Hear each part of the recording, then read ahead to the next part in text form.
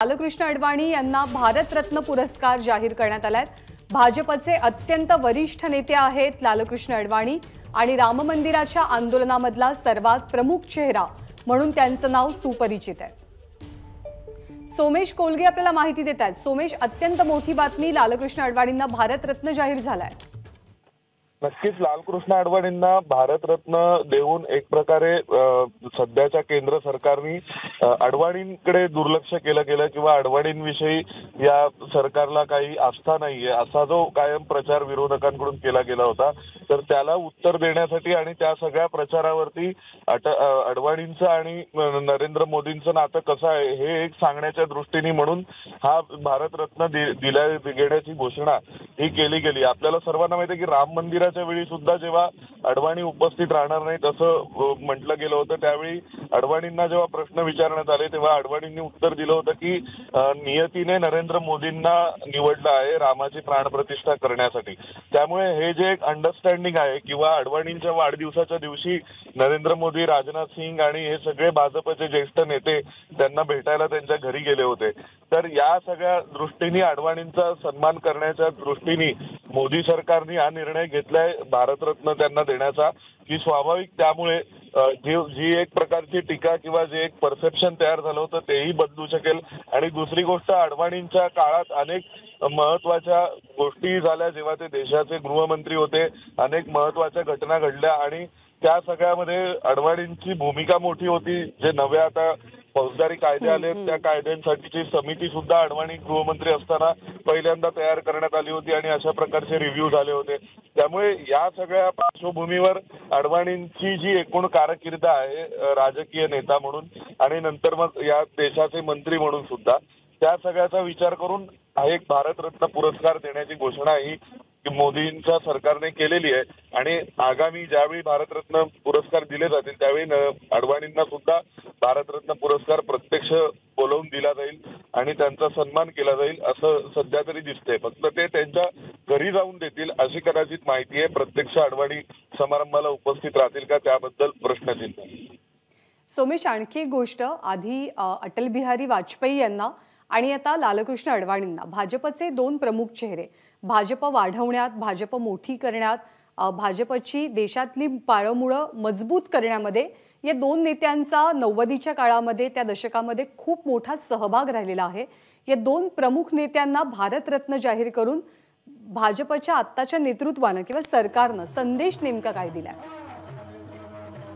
त्याच्या नेतृत्वाने संदेश हाच दिलाय की ज्या बातम्या किंवा ज्या प्रकारचं एक पूर्वी चित्र होतं की नरेंद्र मोदींमध्ये आणि लालकृष्ण अडवाणींमध्ये सख्य नाहीये किंवा नरेंद्र मोदींनी लालकृष्ण अडवाणींना डावलले, बाजूला केलेले या सगळ्या मुख्य प्रवाहातून, तर त्या पार्श्वभूमीवर अशा प्रकारे ज्यावेळी भारतरत्न जाहीर करून नरेंद्र मोदी हे अडवाणींना विसरलेले नाही आहेत, किंबहुना भाजपनी त्यातून दोन गोष्टी साध्य केल्यात। एक तर लालकृष्ण अडवाणी, अटल बिहारी वाजपेयी हे भाजपचे नवे आयकॉन आहेत, जे भारताच्या भविष्यातल्या इतिहासामधले एक प्रकारचे मोठे नेते म्हणून ज्यांच्याकडे पाहिलं जाईल। आणि हे नवे आयकॉन उभे करत असताना त्यांनी अडवाणींना भारतरत्न देऊन तोही एक उद्देश साध्य केलेला आहे की ज्या प्रकारे नवा भारत आम्ही तयार करतोय असं ज्यावेळी भाजप म्हणते, त्यावेळी त्यांना भाजपसाठी नव्या भारताचे आयकॉन कोण कोण असतील, त्यामध्ये कॉन्ट्रीब्युशन कोणाकोणाचं होतं, तर त्यात आमचे जे आयकॉन आहेत, जे मग त्यांनी दीनदयाळ उपाध्यायांच्या बाबतीत केलं, ते मदन मोहन मालवीयांच्या बाबतीतही झालं आणि आता ते अडवाणी आणि अटल बिहारी वाजपेयींच्या बाबतीतही झालंय की आमच्याकडेही एक हेरिटेज आहे, पॉलिटिकल वारसा आहे आणि आमचा वारसा सुद्धा तितकाच समृद्ध आहे जितका तो काँग्रेस पक्षाचा होता किंवा इतर पक्षांचा असेल। तर त्या दृष्टीने एक तो उद्देश साध्य झालाय। दुसऱ्या बाजूला भाजपमध्ये अडवाणींना किंमत नरेंद्र मोदींनी दिली नाही किंवा अडवाणींचा आदर केला नाही, त्यांना बाजूला ढकललं, त्यांना बाजूला सारलं, असा जो एक परसेप्शन आणि प्रचार झाला होता, तर त्याच्यावरही एक उत्तर शोधण्याचा प्रयत्न अशा प्रकारे अडवाणींचा सन्मान करून त्यांनी केला। आता स्वाभाविक ज्यावेळी अडवाणींचा सन्मान केला जाईल त्यानंतर त्यांचा नागरी सत्कारही होण्याची शक्यता आहे। मग अशा प्रसंगी पंतप्रधान नरेंद्र मोदी त्यांच्याविषयी काय बोलणार, ते अडवाणींबद्दल काय सांगणार, या सगळ्यातून एक परसेप्शन चेंज हाही होतोय। आणि दुसरी गोष्ट, अडवाणींबद्दल सॉफ्ट कॉर्नर असणारा एक मोठा वर्ग हा भाजपच्या केडरमध्ये आहे, तो भाजपच्या विचार परिवारामध्ये सुद्धा आहे. तर त्या सगळ्यांनाही कुठेतरी अडवाणींना भारतरत्न दिल्यानंतर एक निवडणुकीच्या पार्श्वभूमीवर ते सुद्धा सगळेजण केंद्र सरकारबद्दल सिंपती ठेवून किंवा केंद्र सरकारबद्दल त्यांची असलेली जी थोडीफार कटुता असेल अडवाणी बाजूला गेलेले असल्यामुळे ती दूर करण्याचा प्रयत्नही या सगळ्यातून होऊ शकतो. त्यामुळे अशा दृष्टीने अतिशय म्हणजे भाजपच्या मोदी सरकारनी एकदम कोणालाही अनपेक्षितपणे निर्णय घेऊन अनेक उद्देश साध्य केलेले आहेत. आता ते सगळे उद्देश खरोखर किती सफल होतात ते सगळं आपल्याला आगामी परिणामांनंतर कळेल. परंतु सोमेश थोडंसं थांबवते, कारण पंतप्रधान नरेंद्र मोदींनी ट्विट करून या बाबीची घोषणा केली भारतरत्न पुरस्काराची.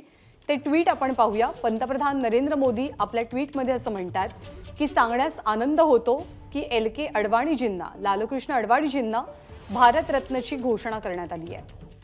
आपण अडवाणीजींशी बोललो आणि त्यांचं अभिनंदन केलं. या काळातले सर्वाधिक आदरणीय नेते आहेत लालकृष्ण अडवाणी. तळागाळातनं काम सुरू करत उपपंतप्रधानपदी पोहोचलेलं नेतृत्व म्हणजे लालकृष्ण अडवाणी. गृहमंत्री आणि IB मिनिस्टर म्हणून त्यांनी उत्तम कामगिरी पार पाडलेली.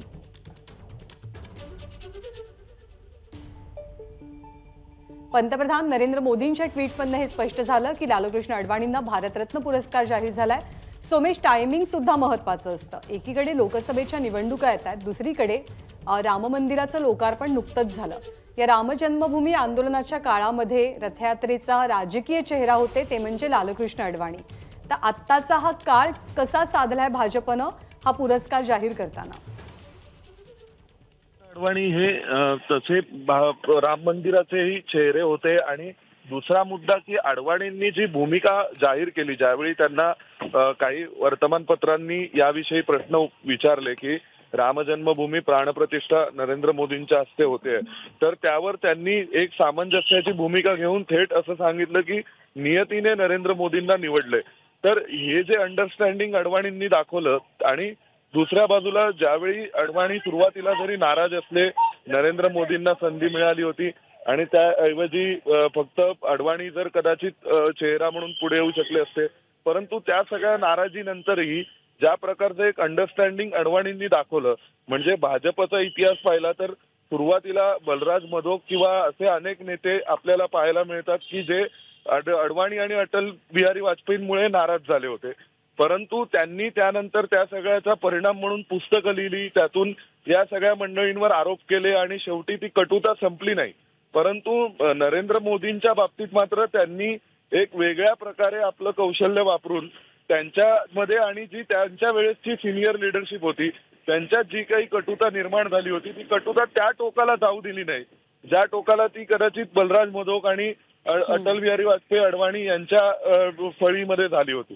तर या दृष्टीने अडवाणींची जी सामंजस्याची भूमिका आहे ती सुद्धा महत्वाची ठरते.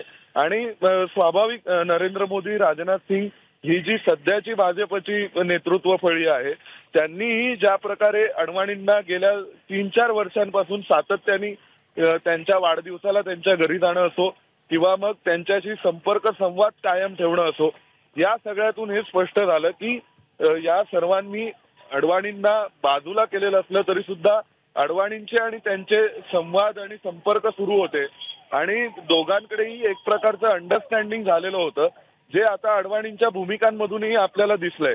त्यामुळे लालकृष्ण अडवाणींना भारतरत्न देण्यातून नरेंद्र मोदींनी एक सगळ्यात मोठा उद्दिष्ट जे साध्य केलंय ते म्हणजे त्यांना त्यांचे जे नवे आयकॉन्स हवे आहेत त्या आयकॉन्स मध्ये आता लालकृष्ण अडवाणी असतील. दुसरी गोष्ट, अडवाणींबद्दल सॉफ्ट कॉर्नर असणाऱ्या अनेकांच्या मनामध्येही नरेंद्र मोदींविषयीचा एकूण जी बरोबर आहे. पंतप्रधान नरेंद्र मोदींचा हा निर्णय, सरकारचा हा निर्णय, पंतप्रधान मोदींनी स्वतः ट्विट करून याची घोषणा केली. लालकृष्ण अडवाणींना भारतरत्न पुरस्कार मिळाल्याची.